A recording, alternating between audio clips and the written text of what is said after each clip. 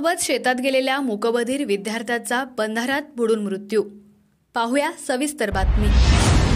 माण तालुक्यातील म्हसवड येथील शेमिडे वस्ती येथे आईसोबत शेतात मोटर चालू करण्यासाठी गेलेल्या मूकबधीर विद्यार्थ्याचा बुडून मृत्यू झालाय।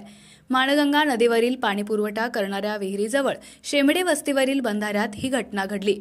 हनुमंत मोहन शेमिडे, वय वर्ष 18, राहणार शेमिडे वस्ती म्हसवड असं मृत्यू झालेल्या मूकबधीर विद्यार्थ्याचं नाव आहे। आईसमोरच मुलाचा मृत्यू झाल्यानं परिसरात हळहळ व्यक्त होते।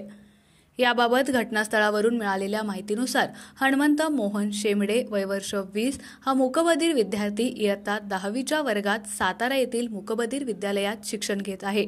गणेशोत्सवामुळे 3-4 दिवस सुट्टी असल्यामुळे तो गावी आला होता। रविवार दिनांक 15 सप्टेंबर रोजी दुपारी 1 वाजता हनुमंत शेमिडे हा आईसोबत शेतात मोटर चालू करण्यासाठी गेला होता। हनुमंतची आई सुद्धा मूकबधीर आहे।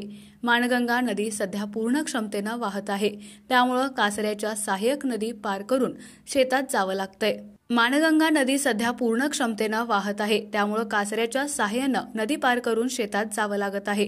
हनुमंत शेमिडे सुद्धा आईला नदीच्या काठावर उभा करून कासऱ्याच्या सहाय्यानं नदी पार करत होता। मात्र नदीच्या मध्यभागी गेल्यानंतर हनुमंत शेमिडे यांचा हातातून कासरा निसटला आणि पाण्यात वाहत गेला। मूकबधीर आईच्या समोर मुलगा वाहून गेला। त्या माऊलीला साधं ओरडता सुद्धा आलं नाही। मुलगा पाण्यात वाहत गेल्याचं त्या आईनं घरी पळत जाऊन वडील मोहन शेमिडे व इतरांना सांगितलं।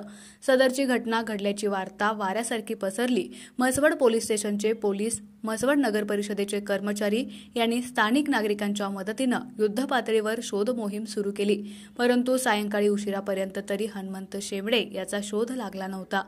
या घटनेची माहिती मिळताच आमदार जयकुमार गोरे, दहिवडी उपविभागीय अधिकारी उज्ज्वला गाडेकर, तहसीलदार विकास अहिर व म्हसवड पोलीस स्टेशनचे सहाय्यक पोलीस निरीक्षक सखाराम बिराजदार, मुख्यमंत्री माझी लाडकी बहीण योजना मानखटावचे अध्यक्ष आप्पासाहेब पुकळे, सर्कल, तलाठी, पोलीस कर्मचारी, नगर परिषदेचे कर्मचारी उपस्थित होते।